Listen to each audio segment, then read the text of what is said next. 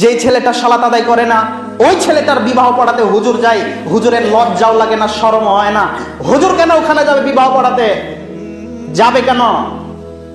বিবাহ তো পড়াতে যাওয়া দূরের কথা, যে ছেলেটা বিবাহ করার পূর্বে সালাত আদায় করেনি, ওর বিবাহে যাওয়া তো দূরের কথা, ওই বাড়ির আশপাশেও যাবে না মৌলভী সাহেব।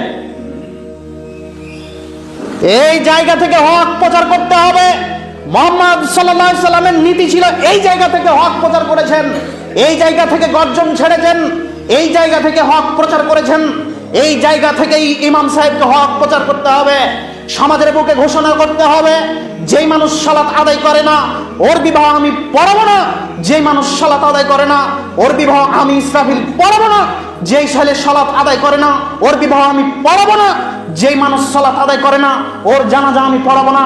ও যদি মারা যায় তাহলে ওই যে কুকুর মারা গেলে যেমনি গন্ধ লাগবে বলে পুঁতে দিয়ে আমরা মাটিতে, মানুষ যদি সালাত আদায় না করে মুসলিম হওয়ার পরেও, তাহলে তাকে আমি ওইভাবে পুঁতে রাখবো। সালাত আদায় করে না, এই জন্য ওর জানাজা আমি করাবো না, ওর জন্য দোয়া আমি করবো না। এই নীতি চালু করতে হবে। এই নীতি যদি এই সমাজে চালু থাকে তাহলে এইরকম মসজিদ আরো কয়েকটা হয়ে যাবে ইনশাআল্লাহ। হুজুর যখন গোল আলু হয়েছে তখন সমাজে বেনামাজি বেড়েছে, এই হুজুরই দায়ী।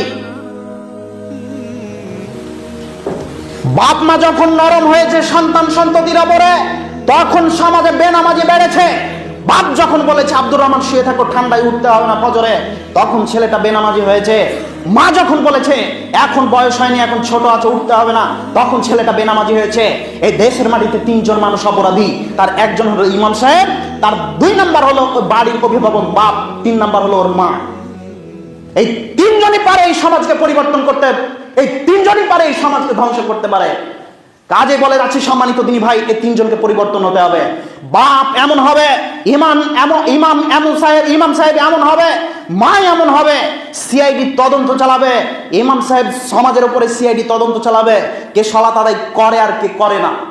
বাপ পরিবারের উপরে তদন্ত চালাবে, কোন ছেলে সালাত আদায় করে, কোন ছেলে সালাত আদায় করে না।